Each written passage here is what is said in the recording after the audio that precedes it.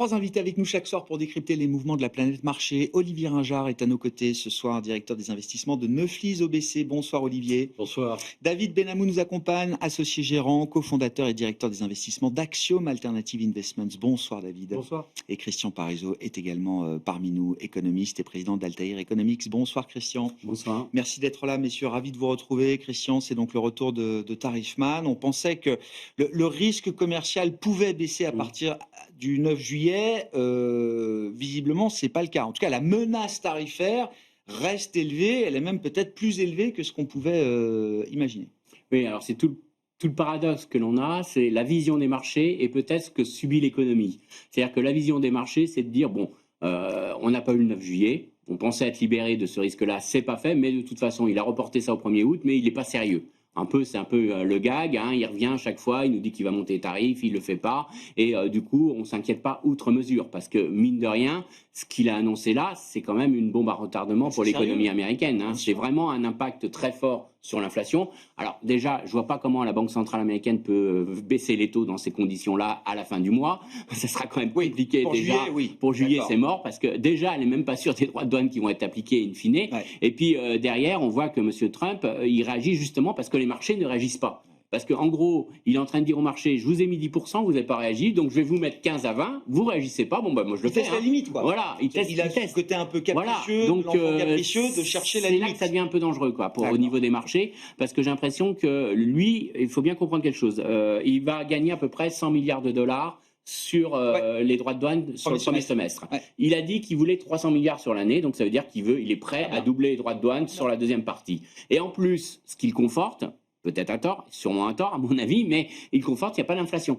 Pour l'instant, ça ne se voit pas dans les prix. Donc il dit la menace fantôme. Voilà, pour lui, il dit je peux continuer, ça me fait des recettes, ça me facilite mon budget de l'État et tout va bien. Bon, après, je pense que c'est que retardé et ça se verra, mais au moins en tout cas, il y a ça. Alors après, je vous dis juste, il y a juste un élément qui me choque, c'est pourquoi les marchés ne se posent pas la question qui paye les 100 milliards. Parce que c'est la vraie question aujourd'hui. Il y a 100 milliards, c'est pas de l'argent qui a été créé, c'est pas de la planche à billets, donc il y a bien quelqu'un qui a payé 100 milliards. Les fournisseurs des entreprises américaines, ce n'est pas le cas. Les prix à l'import sont stables, sont même en légère hausse. Donc, il n'y a pas eu de baisse de prix sur les prix de vente aux entreprises américaines. Donc, ça veut dire que soit ça va être sur les marges, soit ça va être sur l'inflation. Donc, dans les deux cas, c'est très mauvais pour le marché action, à mon avis, parce que soit c'est un effet. Et donc, c'est une question d'inertie, c'est une question de délai. Le marché action, il y a un momentum, les résultats arrivent. Mais ce sujet sera traité à un moment par le marché action. Il sera payé. Tout se paye sur les marchés. À 6300 points sur la S&P 500, on ne prend pas en compte ce risque-là. Moi, à mon avis, on ne le prend pas parce qu'on aura sur des déceptions. Alors après, je mets juste un petit bémol. Il y a aussi la thématique intelligence artificielle, peut-être qu'on en reparlera, qui est un petit peu un cas à part, on va dire, qui peut encore se justifier, mais qui explique aussi en partie la résilience des marchés. Parce que je prends juste un exemple. Si les marchés étaient vraiment obtus, ils auraient tout mis sur les petites et moyennes valeurs américaines. Oui, bien sûr, si on était vraiment risquonne. Oui, bien sûr. Vu le budget qui est passé, c'est plus un budget petite et moyenne entreprise, ça n'a pas été fait. Donc, le marché, il y a un aspect défensif dans la hausse du marché. Dans la hausse du marché, il y a quand même un effet un peu technologique. Mais après, deuxième point, juste pour finir, deuxième point, c'est l'économie, moi, qui m'inquiète. Parce que là, vous êtes quand même face... on pouvait dire le 9 juillet c'est levé, on va pouvoir souffler, on va pouvoir adapter les chaînes d'approvisionnement, Walmart va passer ses commandes pour Noël, et puis là on lui dit non, va falloir que tu attendes le 1er août, certes rien n'est réglé avec la Chine, donc il va falloir attendre. C'est mi-août pour la Chine, la fin de la trêve, voilà.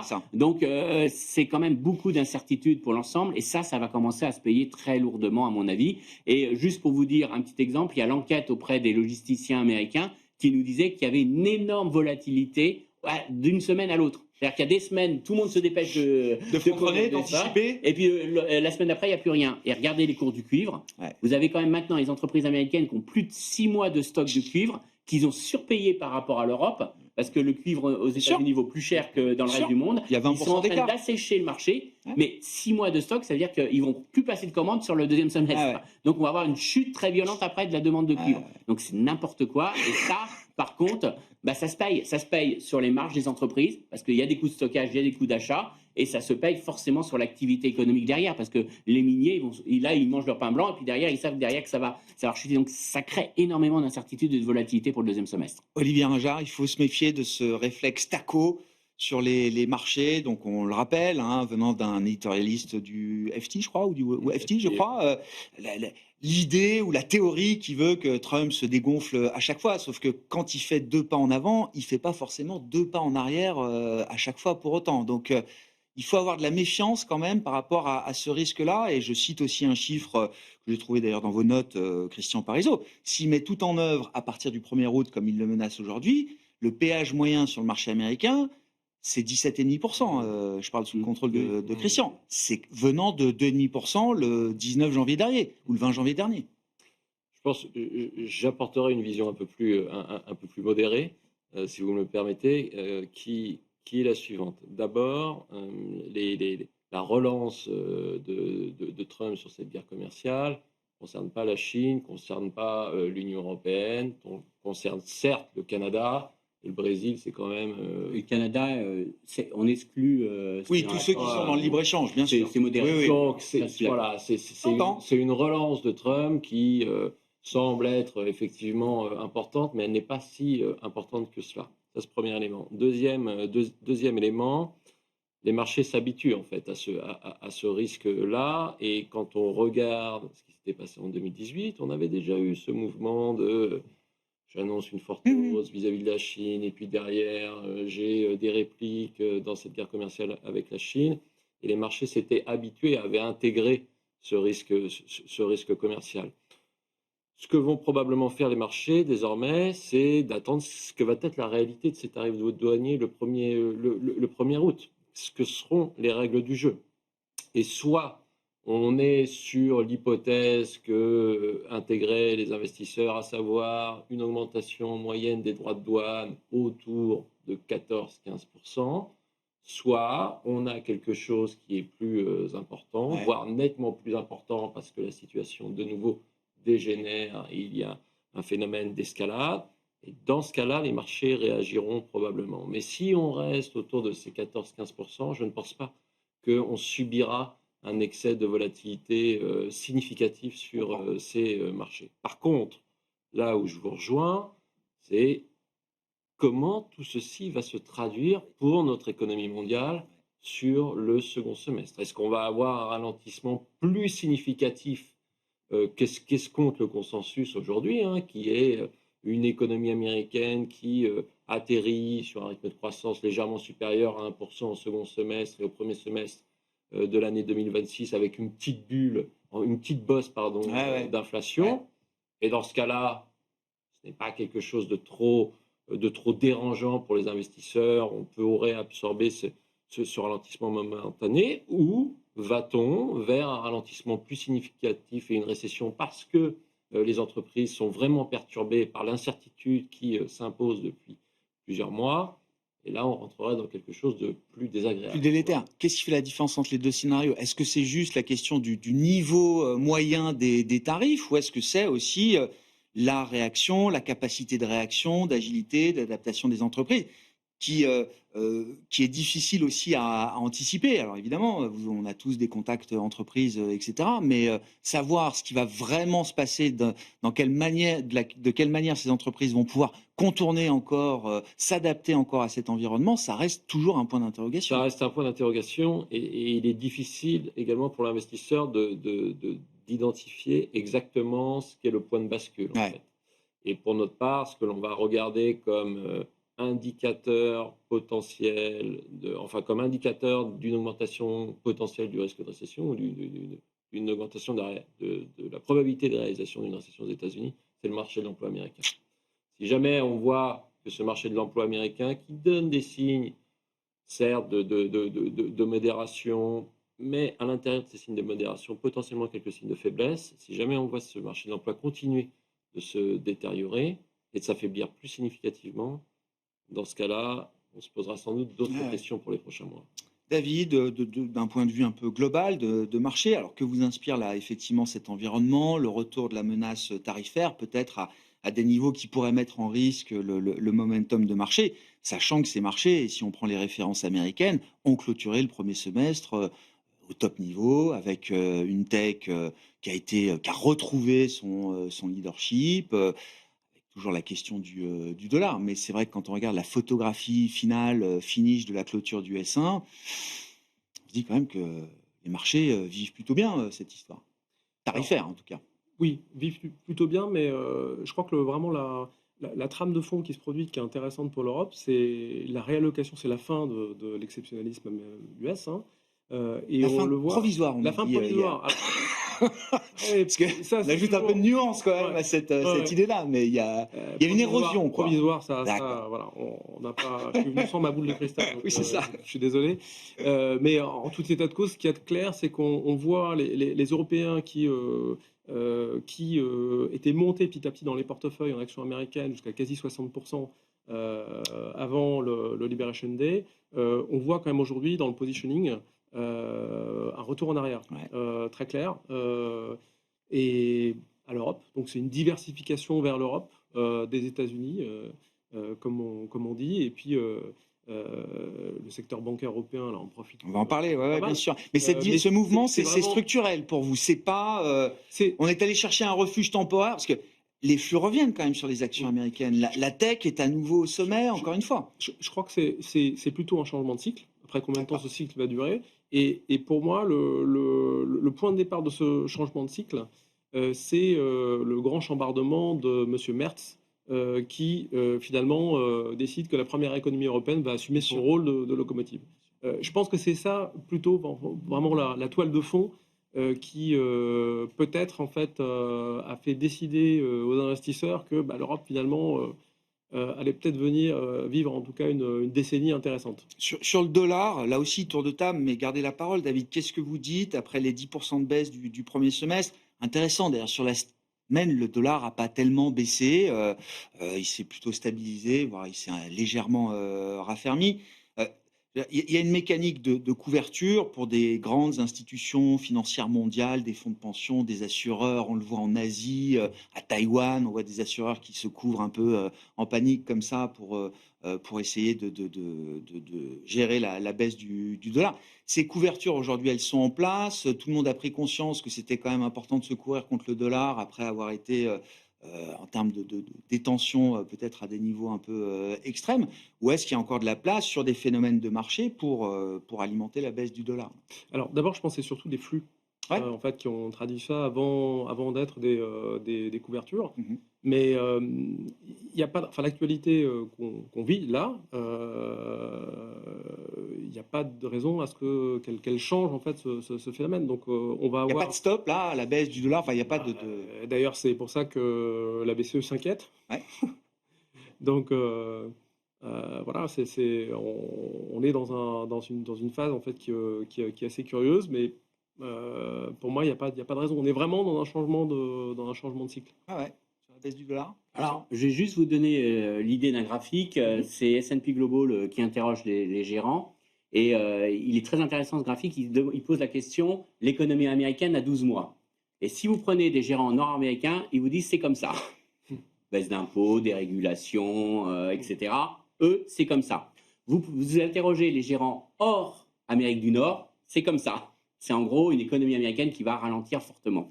Donc on comprend mieux ce qui se passe. C'est-à-dire qu'en gros, le monde entier regarde M. Trump, le monde entier se dit il est en train de peser sur la croissance mondiale, et le monde entier se dit ce qui se passe actuellement, il ne faut pas que je sois sur les États-Unis, je ne sois pas sur les États-Unis. Les Américains nous disent tout va aller super bien, on va avoir une super croissance économique. C'est booming. C'est booming. Bon, il y a cette petite incertitude qui est autour des droits de douane qui nous pénalise un peu, mais à un moment donné, il va faire ses accords commerciaux, il va vendre ses Boeing, il va faire des accords dans lesquels vous achetez du riz américain aux Japonais qui détestent le riz américain, donc ça ira aux cochons japonais, mais c'est pas grave. On aura vendu du riz aux Japonais, on aura tordu le bras aux Japonais, et donc c'est très bon pour le business américain. Le change est moins critique pour un gestionnaire d'actifs américains sur des actifs américains. C'est-à-dire que les non-résidents n'y croient pas, oui, ne croient pas M. Trump, et vendent le dollar. Oui. La seule interrogation, soit les Américains ont raison, et dans ce cas-là, tous les non-résidents ils vont revenir en masse sur le dollar en disant on a sous-pondéré le dollar, on s'est trompé, et il fallait avoir des actifs américains. soit c'est les Américains qui ont tort et on a une belle chute de la bourse américaine à attendre, une correction, et on va avoir encore le dollar. Et le dollar repart à la baisse. Et repart à la baisse parce que les non-résidents, ils vont pas revenir refinancer un budget américain qui est en dérive et acheter des actifs américains si ils Donc on peut se retrouver à nouveau dans ce schéma où tous les actifs américains baissent. Les obligations, les actions et la devise. Bien sûr, parce que ce seront les non-résidents qui se diront, dans ce cas-là, je ne vais pas financer la super loi de M. Trump parce que sa politique est un échec et ça nous déstabilise. Donc je vous fais les deux extrêmes, volontairement pour vous donner. Donc ça montre à quel point, derrière les mouvements du dollar, c'est deux visions du monde qui est en train de s'installer. Ce qui veut dire, d'une part, je vais dire sans me mouiller, c'est que c'est pas stable.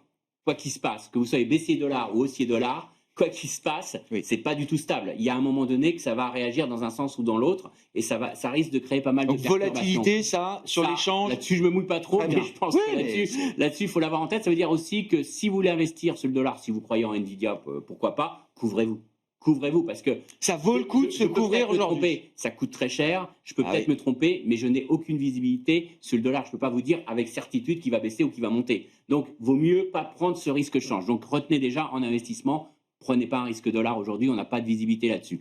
Alors après, personnellement, je ne serais pas aussi extrême, parce que je pense qu'on ne va pas être sur des situations extrêmes. Je l'ai fait volontairement pour démontrer. Mais ça met les bornes. Ça met les deux bornes. Je pense qu'on sera peut-être sur quelque chose d'un peu plus modeste, mais il y a quand même des vrais risques de déception cet été sur les actifs américains. Parce que si on voit juste par erreur le BLS sort un chiffre un peu fort sur l'inflation, tout de suite ça va paniquer. Ils vont dire finalement ces droits de douane c'est inflationniste. On a peut-être eu tort de ne pas réagir. À l'inverse, s'il n'y a pas d'inflation, on va dire, Trump a gagné, mais on va avoir des statistiques qui vont montrer aussi que le commerce mondial est en train de faire ça. Parce qu'on a quand même pas mal de signaux aujourd'hui. Je vous prends juste la balance commerciale allemande, moins 7% vers les États-Unis, moins 7,7. Donc on commence à voir le contre-effet du stockage. Donc on va avoir des statistiques qui vont être très pourries sur cet été. C'est une volatilité macro. Quoi qu'il arrive, je pense qu'il y aura des périodes de doute. Donc moi, ce que j'aurais tendance à jouer sur les 3 prochains mois, c'est plutôt une poursuite du baisse du dollar, mais avec les actifs américains qui pourraient baisser. Encore une fois, je ne suis pas sur un crack, je ne suis pas à dire que ça sera la catastrophe, je ne vous fais pas le scénario extrême. Mais prudence par rapport à court terme. Après, je vous dirais que je suis moins noir sur 2026, mais là, ça sera peut-être une autre histoire. Juste pour vous dire, parce qu'après, il y aura la loi, il y aura, à un moment donné, il y aura ces accords commerciaux, ça va enlever les incertitudes. Mais méfiez-vous cet été, ça s'annonce quand même assez chaud, à mon avis, par rapport à toutes ces thématiques-là. Et puis il y a la midterm election, donc on va voir ce qui va se passer. Oui, ça peut se calmer un peu. Oui, d'accord. Tout peut changer. Le feu de tout bois peut se calmer un petit peu quand même avec les échéances électorales. Un peu extrémiste. Alors voilà, donc je vois Olivier qui va apporter un peu de nuance. Évidemment. Est-ce que ça implique pour les banques centrales? Effectivement, la BCE a passé une semaine à Sintra à s'interroger sur à quel moment ça pose un problème, ce niveau du dollar contre euro en l'occurrence. Alors, nous, sur l'euro-dollar, en fait, on a une vision qui est un peu différente, au moins à court terme, donc jusqu'à la fin de l'année, à savoir un dollar qui va plutôt avoir tendance à se renforcer grâce à 2 facteurs. Le premier qui tient dans le fait que l'incertitude générale liée à la politique de Trump va plutôt avoir tendance à se réduire, puisque normalement on a progressivement, semaine après semaine, un peu plus de visibilité sur les règles du commerce mondial. Et deuxième élément, on a un différentiel de taux États-Unis-Europe qui est très important, qui a été le facteur, le principal driver de l'évolution de l'euro-dollar sur les 2 ou 3 dernières années. Et pour notre part, on considère que ce différentiel de taux, il va rester au moins jusqu'à la fin de l'année, avec une banque centrale américaine coincée par cette bosse d'inflation et qui maintient donc son taux Fed Funds à 4,5%, et une banque centrale européenne qui, elle, est potentiellement incitée à continuer de baisser son taux de dépôt d'ici à la fin de l'année sur un niveau de l'ordre de 1,5%. Donc on ne serait pas si inquiet que ça sur cet euro-dollar sur cette fin d'année. Après, au-delà, tout dépend de cette question stratégique. Est-ce qu'on y croit à cette renaissance européenne? Est-ce qu'on croit à la fin de l'exceptionnalisme américain? La fin des États-Unis, quand on voit un PE à 23 sur le marché américain, un Standard & Poor's 500 à 6300 points, les 10 premières... à 4 000 milliards de dollars. Nvidia à 4 000 milliards de dollars et les 10 premières capitalisations boursières américaines qui représentent de nouveau 40% du S&P 500. Je pense qu'il faut... On n'est pas dans l'ère du misérabilisme américain, en tout cas. Peut-être que c'est la fin, mais ça, c'est une fin relative pour l'instant. Et en face de ça, on a quand même une Europe qui doit montrer qu'elle est capable de restaurer sa compétitivité. Et oui, Merz est là. C'est peut-être un vrai game changer, mais Merz a déjà des difficultés dans sa coalition pour faire baisser les prix de l'électricité. Ce ne sera pas un long fleuve tranquille, quoi. Ce regain de confiance stratégique de l'Europe vis-à-vis des investisseurs globaux, ça reste quand même un long parcours, entre guillemets. Ça sera un long chemin. Ouais, un long chemin. Non, mais très bien. Et sur la corrélation, effectivement, entre les taux courts américains et allemands, en l'occurrence, on doit être à 200 points de base, peut-être d'écart aujourd'hui. Il n'y a plus aucune corrélation. Le dollar n'a cessé de baisser malgré cette ancre, cette force de rappel. Mais ce n'est pas une corrélation qui est définitivement détruite. Non, ça ne nous semble pas être une corrélation définitivement détruite. Quand on regarde l'histoire, hein, on voit que à certaines périodes de l'histoire, la décorrélation s'est déjà manifestée. Et s'est manifestée avec une ampleur encore plus importante que celle que l'on connaît aujourd'hui. D'accord. Bon, la corrélation impliquerait, si c'était le seul driver, que l'euro-dollar soit plutôt à 1,07, 1,08 aujourd'hui contre 1,17. Évoquons le secteur des banques, David, si vous le voulez bien. Alors, les résultats arrivent. Qu'est-ce qu'on va attendre des résultats des banques et du secteur bancaire financier en Europe pour le deuxième trimestre? Mais juste avant ça, vous remettez un peu les choses en perspective dans une note aujourd'hui. Le secteur bancaire européen, au sein du Stock 600, c'est quasiment plus 300% de performance depuis le point bas Covid, quand le Stock 600, lui, ne fait que plus 100% depuis ce point bas Covid. Ça fait 5 ans que le secteur surperforme, et pas qu'un peu. Et pour autant, c'est un secteur qui reste quasiment toujours aussi peu cher. Oui, et alors ce qui est amusant, on parlait de la technologie américaine, le Stock 600 Bank a fait mieux que Nvidia, que les Magnificent Seven. Les Mag 7. Voilà, comme quoi, bon, il y a ce qui est fascinant. Il n'y a qu'à regarder la réalité en face pour découvrir aussi qu'on a des secteurs forts en Europe. Voilà, puis ce qui est très intéressant, c'est que ça s'est fait en fait sur le triplement du revenu par action, en fait, en réalité. Les valorisations n'ont pas vraiment bougé, c'est-à-dire qu'aujourd'hui, on a 40% de décote par rapport en fait au reste du marché. 40% de décote, c'est quasiment la décote qu'on avait en fait pendant le Covid. Et voilà, il faut se rappeler que quand le sentiment à l'égard du secteur bancaire a été, je dirais, raisonnablement positif, c'était à peu près 10% de décote et parfois de la surcote. Donc on est vraiment très très loin de ça.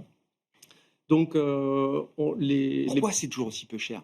En 5 ans, les gens ont quand même eu le temps de comprendre, tout ce dont on discute avec vous depuis 5 ans, en l'occurrence, David, que l'environnement a changé, que le gros du choc réglementaire est derrière, que la capacité à régénérer des profits, elle est là aujourd'hui, avec des courbes pentues qui permettent ce métier de transformation, etc., la consolidation, enfin, tous ces facteurs-là qui s'accumulent, qui s'empilent, ça ne modifie pas la valorisation du secteur 5 ans après, quoi. Non, parce que les multiples ont du mal à s'ajuster. C'est-à-dire que la croissance a été tellement forte que les multiples ont vraiment eu beaucoup de mal à s'ajuster jusque-là. Et puis, c'est le seul secteur qui, depuis 19 trimestres consécutifs, continue de battre le consensus. Là, c'est intéressant. On voyait au début de l'année les analyses qui étaient, résultat du premier trimestre, beaucoup moins confortables sur la suite. Et puis là, on a reçu, on a les données BCE qui sont sorties. Donc, on voit que... sur le volume de prêts, par dépôts exemple. D'abord, c'est très important. Oui, les dépôts, bien sûr. Il y a d'abord les dépôts, c'est une part importante de la marge nette d'intérêt. Et surtout, c'est ce qui était considéré comme, par les analystes, le plus à risque. Bon, second trimestre, on a... Bien, la volatilité des dépôts. On avait peur que les dépôts se barrent d'un établissement à l'autre en permanence. Voilà, exactement. Donc là, les dépôts augmentent. Plus intéressant, la part des dépôts à vue augmente par rapport aux dépôts à terme. Le coût des dépôts à terme baisse. Donc tout ça, ça veut dire que dans la composante dépôt de la marge nette d'intérêt, ça veut dire que vous allez progresser de 1, 2, 3% parfois sur cette composante-là. Ensuite, on a le volume de prêt qui redémarre. On est dans une zone de taux qui est assez favorable, disons entre 1,5 et 2%. Ça permet en fait d'avoir en fait un volume de prêt qui repart. C'est une zone qui est accommodante. En même temps, le coût du risque augmente. Enfin, pas d'ailleurs, il continue à baisser. Donc c'est un sweet spot, quoi. Donc c'est vraiment un niveau qui est tout à fait favorable. Et ça, c'est important parce que ça permet en fait aux gros stocks de prêts originés sous les taux négatifs d'être remplacés. En fait, alors, pour les banques françaises, c'est particulièrement vrai parce que les banques françaises ont des books à peu près à 10 ans.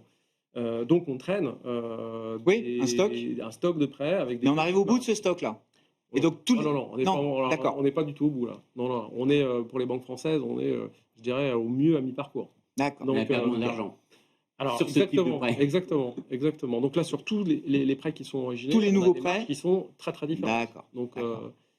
Ça va se retrouver là dans les résultats immédiats du deuxième trimestre. On va avoir encore un 20e trimestre de surprises potentiellement positives. C'est assez probable parce que quand on regarde en fait, c'est sur la partie, je dirais, métier classique de la banque, on voit ces effets qui sont positifs. D'ailleurs, on a vu au premier trimestre déjà le retail de Société Générale et de BNP qui allait un petit peu mieux, mais bon, ça, il y a toujours les couvertures à prendre en compte, donc c'est toujours un peu compliqué. Mais ce qu'on voit aussi sur la partie banque d'investissement et asset management, asset management des flux de dépôt qui sont là, donc ça fonctionne bien aussi. Enfin de la collecte. Et puis sur la partie banque d'investissement, on a le volume de trading qui est là. La seule chose qui ne fonctionne pas, c'est le M&A aujourd'hui. Mais je dirais que c'est plutôt pour les banques américaines. Ils arrivent à faire sans quoi. Oui. Voilà. C'est elles qui font les deals chez nous, généralement. Olivier, le secteur bancaire en Europe, c'est toujours un bon secteur pour s'exposer à l'Europe, aujourd'hui ? Nous, c'est un secteur qu'on continue de surpondérer dans nos allocations pour l'idée suivante, c'est qu'on a un régime de taux, ça vient d'être dit, qui est plus favorable. Pour le cas européen, on a le sentiment que l'économie européenne va se tenir au cours des prochains trimestres, voire accélérer l'année prochaine grâce au stimulus budgétaire. Et puis enfin, on a ce sujet de l'union de l'épargne et des investissements. Anciennement l'union bancaire. Anciennement l'union bancaire, marché des capitaux européens, qui peut être également un accélérateur de la consolidation dans le secteur et qui pourrait alimenter potentiellement une poursuite du re-rating ou de la performance de ce secteur bancaire. Dans une de ses prises de parole, je crois, qui doit dater de la semaine dernière, j'ai vu que Friedrich Merz, sur l'idée d'une mutualisation de la garantie des dépôts, on n'y était pas. Enfin, non, c'était pas pour l'Allemagne, c'était pas une priorité de son mandat. Pour dire le moindre. Tout à fait. Non, mais ça sera un long chemin. Ça sera un long chemin. Il avait aussi dit qu'il était pour la discipline budgétaire. Enfin, moi, il n'est plus en campagne, là, a priori. Normalement, là, il est en fonction. Mais bon, effectivement, tout peut changer. Et aujourd'hui, dans ce monde-là, tout change très vite. Oui, pour rejoindre Olivier, on part de loin. Vraiment, on part de très très loin en Europe.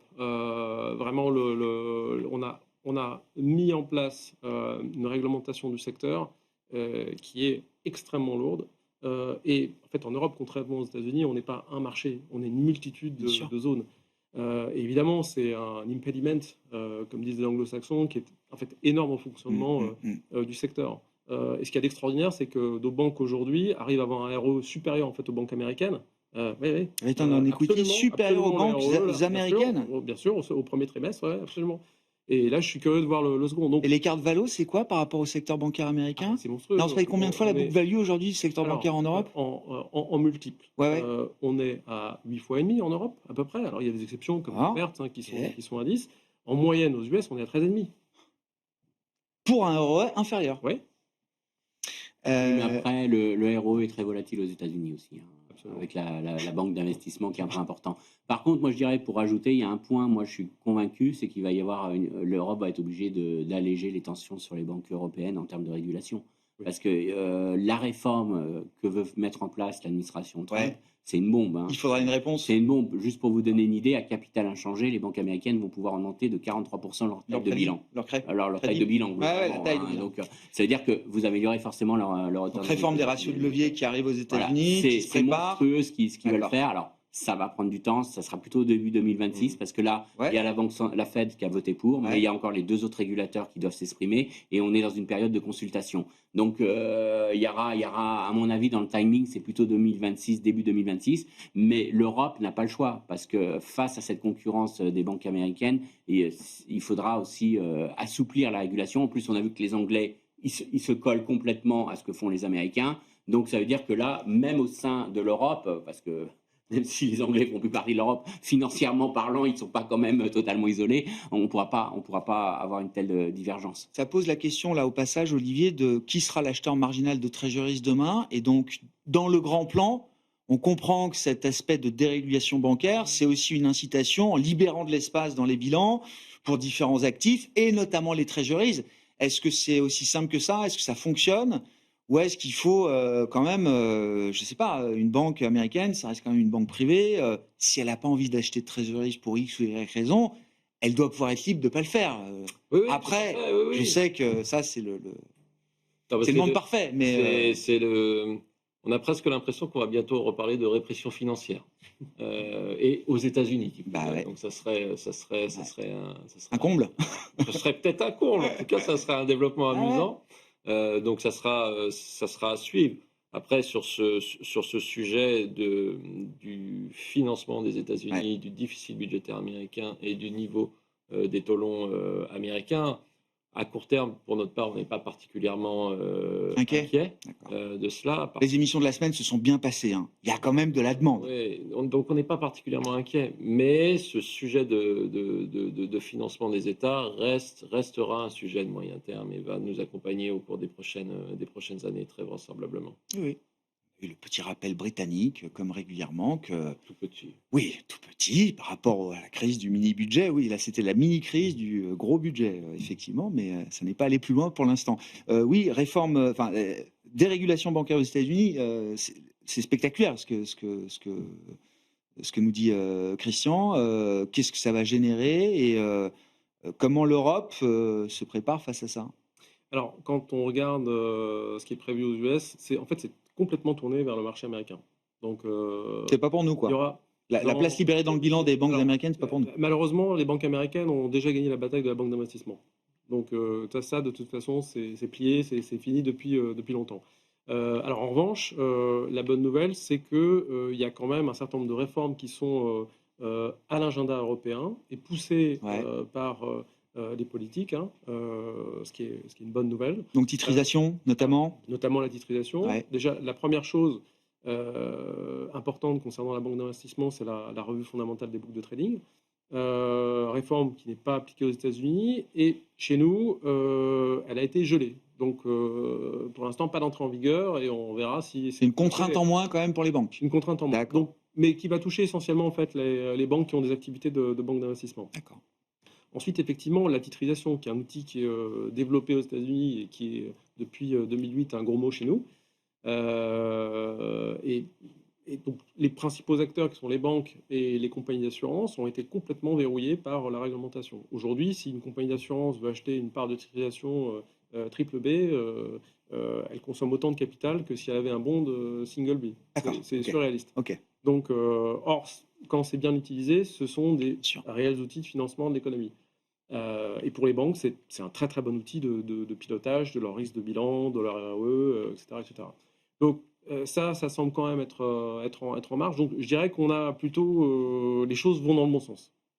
Un truc aussi là, qui m'a fait marrer en lisant votre note ce matin, David, c'est que, bon, quand les investisseurs répondent à un sondage, ils ont tendance à dire qu'ils sont surpondérés sur le secteur bancaire en Europe.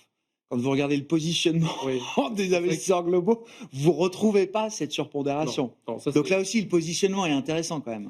C'est intéressant effectivement, parce que quand on regarde le dernier sondage de BofA, tous les investisseurs disent surpondérés sur la banque européenne, etc. Et puis quand on regarde vraiment les portefeuilles, ce qu'on voit, c'est qu'ils sont pas tout à fait au benchmark, mais pas loin. Ça veut dire qu'on vient de beaucoup, beaucoup plus loin, en réalité. Eux, ils ont l'impression d'être surpondérés déjà. Voilà, c'est ça, en fait, pour réconcilier un peu les deux. Voilà. Et par contre, ils sont surpondérés au secteur assurance, qui est beaucoup plus petit, mais qui est probablement plus rassurant, entre guillemets. Bon, oui, le message de prudence, donc j'ai compris sur l'été américain, c'est ça, Christian. L'Europe, la diversification en dehors des États-Unis, garde de l'intérêt. On n'a pas parlé des émergents, mais c'est vrai que les émergents aussi, visiblement, sont quand même des actifs gagnants du premier semestre avec la baisse du dollar. La dette émergente s'est bien comportée, les actions émergentes se sont bien comportées. Au global, j'entends. Oui, alors, c'est tout le problème. C'est-à-dire que économiquement, c'est difficile de dire les émergents, tout va bien. Au contraire, c'est les plus sensibles à la guerre commerciale, c'est les plus affectés. Mais c'est vrai que la baisse du dollar a quand même laissé de la marge de main-d'œuvre aux banques centrales et des émergents, parce que le gros problème qu'ont souvent les banques centrales des pays émergents, c'est que si elles dévaluent, si elles baissent leur taux d'intérêt, les gens quittent leur monnaie, ça fait de l'inflation importée et c'est très négatif. Donc la faiblesse du dollar a donné de la marge de manœuvre à pas mal de banques centrales émergentes et c'est quand même des éléments de soutien à leur économie domestique. Donc il y a cet élément-là qui a joué plutôt favorablement. Après, il y a aussi dans les indices obligataires, il ne faut pas l'oublier, un poids très important de l'Inde et de la Chine qui nous masque certaines mauvaises nouvelles sur les émergents. Ça biaise un peu les choses. Il faut faire attention. D'ailleurs, JP Morgan vient de déclarer hier qu'ils allaient sûrement revoir sensiblement la pondération de ces pays-là. Et ça peut jouer quand même après dans notre perception des émergents. Donc attention quand même à ce petit biais-là. Donc moi, personnellement, les émergents, je serais quand même assez prudent pour le deuxième semestre, surtout.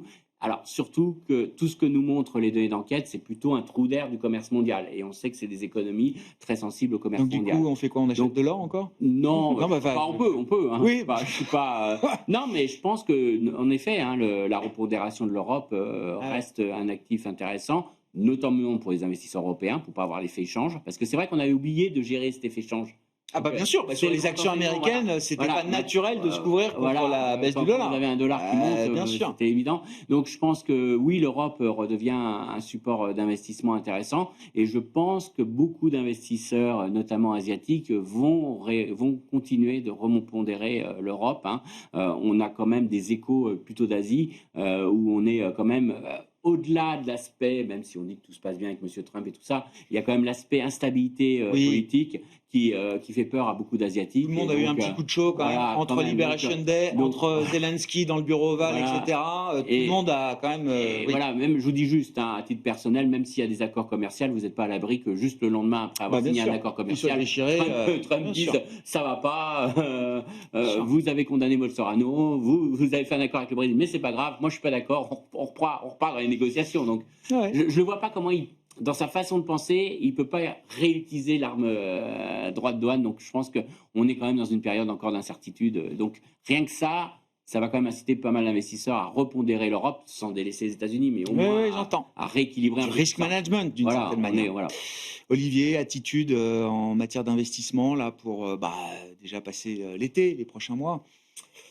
Alors, même si on est un peu moins, disons, prudent sur l'analyse pour cet été. On reconnaît quand même qu'on a eu un sacré rebond au cours de ces 3 derniers mois sur le marché américain. Historique. C'est l'un des rebonds les plus rapides de l'histoire des marchés américains après une correction de plus de 20%. Donc on a aujourd'hui des allocations qui sont relativement neutres sur la classe d'actifs actions, et entre l'Europe et les États-Unis, on avait remonté le poids de l'Europe au mois de février. Suite aux inquiétudes liées à la rentabilité de la tech américaine avec DeepSeek et au plan de la Commission européenne pour restaurer la compétitivité européenne. Je ne pense pas qu'on fera de mouvements significatifs pour l'instant, considérant que l'Europe doit démontrer qu'elle va délivrer et les États-Unis doivent vraiment également... On attend les preuves de tout ça. Démontrer que c'est la fin exceptionnelle américain. Donc on a plutôt réduit les billets d'allocation tactique dans nos portefeuilles. Merci beaucoup messieurs. Merci d'avoir été les invités de Planète Marché ce soir. Christian Parizeau qui est avec nous, le président d'Altair Economics, David Benhamou, directeur des investissements d'Axiom AI et Olivier Ringard, le directeur des investissements de Neuflize OBC.